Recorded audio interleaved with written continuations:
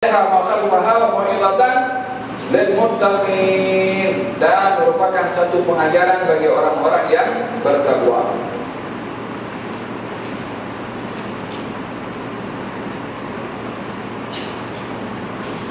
Wa idh qala Musa liqaumihi inna Allaha ya'murukum an tadhbahu baqarah.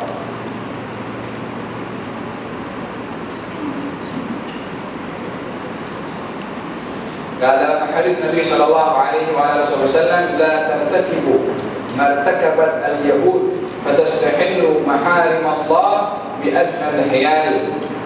Janganlah kamu melakukan kemungkaran sebagaimana dilakukan kemungkaran itu oleh bangsa Yahudi, yaitu dengan menghalalkan perkara-perkara yang diharamkan oleh Allah Subhanahu wa taala dengan menggunakan hilah. Dia berbeza orang buat benda mungkar, tapi tahu ini mungkar.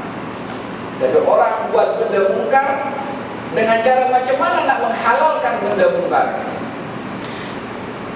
Orang yang berbuat benda mungkar saat dirinya tahu benda ini mungkar, maknanya dia tahu apa yang dia buat adalah haram. Tapi orang yang ingin berbuat benda yang mungkar, yang haram, macam mana nak dihalalkan? Menghalalkan yang haram ini yang dilakukan oleh Yahudi tadi, macam kisah memancing pada hari Sabtu. Dia kata halal, masalah aku tak mancing hari Sabtu. Apa yang berlaku di zaman kita sekarang, berapa banyak hilah yang diambil dipergunakan untuk menghalalkan yang haram. Dengan hutang piutangnya menggunakan riba, tak guna riba. Dengan minuman kerasnya tak guna nama khamar. Ada orang hutang-hutang. Dalam hadis Nabi sallallahu alaihi wasallam, kullu qardin jarra naf'an fa huwa riba. Setiap hutang-hutang yang mendatangkan manfaat daripada hasil hutang-hutang itu adalah dikatakan riba. Si A hutang kepada si B 1.000, kemudian masa bayar menjadi 1.100, maka ini menjadi riba. Macam mana supaya tidak menjadi riba? Ada berpikir macam mana supaya dapat untung tanpa riba. Guna apa? Hilah. Macam mana hilahnya? Si A nak menghutangkan kepada si B, tapi kalau hutang kena mesti dibayar sama jumlahnya, si A tak dapat untung daripada hutangnya itu. Hutang 1.000 dibayar 1.000. Sebulan, 2 bulan dia tak boleh guna duitnya karena duitnya ada di orang lain. Macam mana dia guna? Okey, dia kata A kepada B, wahai B, saya jual saya punya cincin. Si B nak hutang berapa? Nak hutang 1.000. Kata si A, kata saya jual saya punya cincin kepada awak 1.200. Okey, jual beli akad. Okey, saya terima barangnya, saya jual, saya beli. Ini satu akad. Kemudian si B jual balik cincin kepada si A. A, saya jual cincin yang saya beli daripada awak 1.000, tapi bayarnya kemudian nanti 1 bulan. Si A kata okey, si A bayar 1.000 cash. Awalnya jual beli, yang kedua akan hutang. Si A untung atau tak untung? Apa nih kepala sedikit. Jadi si A jual kepada si B cincin 1.200, tapi hutang, maknanya B belum bayar lagi. Si A jual kepada si B cincin 1.000.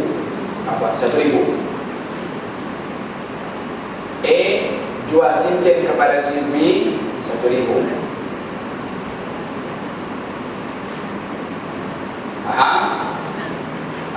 B kata tadi berapa? 1.200 ya? 1.200. B berkata kepada si A, saya tak boleh beli cincin itu dengan cash, tapi hutang. Berapa si B beli kepada si A? 1.200. Oke, kemudian B yang berhutang kepada si A 1.200 karena membeli cincin, sekarang nak jual balik itu cincin yang dibeli oleh B kepada si A, nak jual balik kepada si A. Berapa harganya? 1.000. A beli cash 1.000. Berapa hutang B kepada si A? 1.200. Keuntungan A 200 ringgit. Ini kan akad yang berbeza. Yang satu jual beli, yang satu hutang-hutang dalam satu majelis yang sama. Maksudnya apa? Nak mengelak daripada hutang-hutang yang mendatangkan untung untuk menjadi riba. Baik, kita cari helah macam mana supaya halal saya dapat untung. Ini berlaku di mana-mana. Bukan salah orang membagi hutang atau membagi kelebihan daripada hutang yang kita berhutang. Contoh tadi paham ya? Saya nampak ini contoh bisnis sedikit ini saya tak paham sangat. Ini hukum.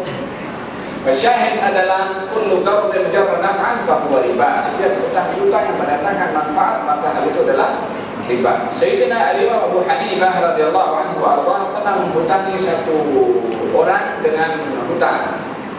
Pada satu ketika Al-Imam Abu Hanifah ketika berjalan di sebuah perjalanan, maka dia melihat ingin berteduh di bawah sebuah tempat, maka dia berteduh di bawah sebuah bumbung rumah. Maka dia tengok rumah itu, ini rumah orang yang berhutang kepada aku. Maka dia tinggalkan untuk berteduh karena khawatir mengambil manfaat daripada rumah orang yang berhutang kepadanya, sehingga hutang Abu Hanifah kepada orang itu mendatangkan manfaat walaupun dengan berteduh, sehingga perteduhan itu adalah dianggap sebagai riba. Dia pergi tinggalkan. Warak daripada riba itu, berteduh tak nak. Baginda Rasulullah SAW berhutang kepada satu orang onta. Lalu lepas itu orang itu datang dan menagih kepada Rasulullah menuntut hutangnya. Maka Nabi SAW menyuruh kepada sahabat untuk mencari onta sejenis serupa dengan apa yang Nabi berhutang kepada orang itu. Maka sahabat itu memberitahukan, ya Rasulullah, onta yang seperti kamu berhutang kepada dia tak ada. Ada onta yang lebih baik, yang lebih mahal harganya. Nabi bersabda, berilah onta itu dan bayarkan kepada dia. Orang yang menuntut hutang itu awalnya marah-marah kepada Nabi. Lama kamu tak bayar hutang. As-sahabat pun marah kepada orang itu. Kata baginda Rasulullah, inna li sahibil haqqi maqalan. Sesungguhnya orang yang mempunyai hak kepada orang lain itu, dia berhak untuk bercakap apa saja, biarkan dia bercakap. Jadi terkadang kalau kita melihat orang menagih hutang dengan kasar ataupun dengan kata-kata, kita sabar. Sebab dalam hal ini dia mempunyai hak yang haknya kita tak mampu lagi nak tunaikan. Dia bercakap. Nabi pun diam juga. Inna li sahibil haqqi maqalan. Yang punya hak dia berhak untuk bercakap. Maka Nabi ketika membayar hutang itu lebih daripada nilainya. Bukankah ini hutang-hutang yang mendatangkan manfaat? Kata baginda Rasulullah SAW, orang yang paling baik di antara kamu bila mana berhutang adalah orang yang paling baik bila mana membayar hutang. Baik di dalam membayar hutang itu adalah memberikan kelebihan ataupun memberikan yang terbaik di dalam bayaran hutangnya. Walaupun melebihi daripada hak yang dihutangi itu, tapi bukan menjadi satu perjanjian di awal, saya hutang 1.000 bayar 1.100 atau 1.200. Kalau menjadi perjanjian, ini adalah yang menjadi riba.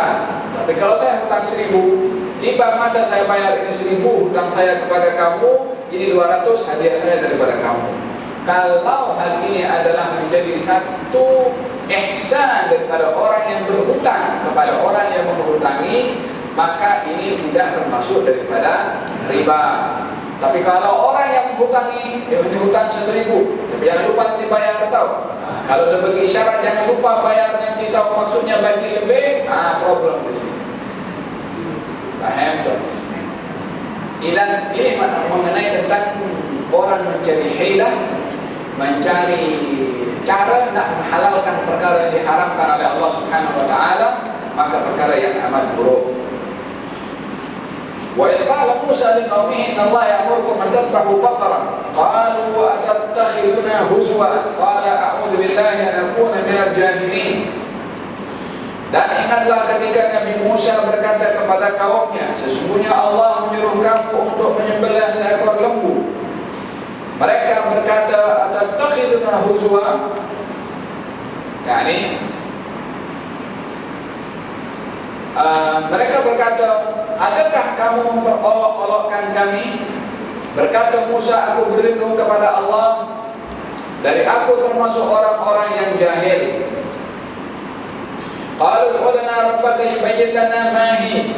Qala innahu yaqulu innaha baqaratun la faridun wa la bikrun awanun baina dhalik faf'alu ma tu'marun. Qalu ud'u lana rabbaka yubayyin lana ma lawnuha. Qala innahu yaqulu innaha baqaratun safra'u faqi'un lawnuha tasurru an-nadhirin. قالوا ادع لنا ربك يبين لنا ما هي إن البقرة تشابه علينا وإنا إن شاء الله لمهتدون. قال إنه يقول إنها بقرة لا ذلول تثير الأرض ولا تسقي الحرث مسلمة لا شية فيها. قالوا الآن جئت بالحق فذبحوها وما كادوا يفعلون.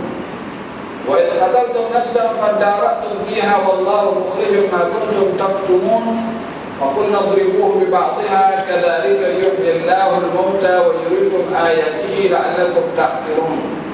Ini kisah panjang, saya ingat tak sempat nak dibahaskan pada hari ini. Tapi ringkas mukadimah tentang kisah penyembelihan lembu yang menjadi salah satu tanda ayat kebesaran Allah Subhanahu wa taala adalah seorang yang mempunyai ahli keluarga yang kaya, yang seorang ini mempunyai sifat rakus dan tamak untuk memiliki kekayaan yang akan mewariskan kepadanya. Yang mana yang akan mewariskan ini adalah tak punya anak, yang ada adalah anak saudara. Dalam syariat pada waktu itu adalah anak saudara boleh menerima warisan. Maka oleh kerana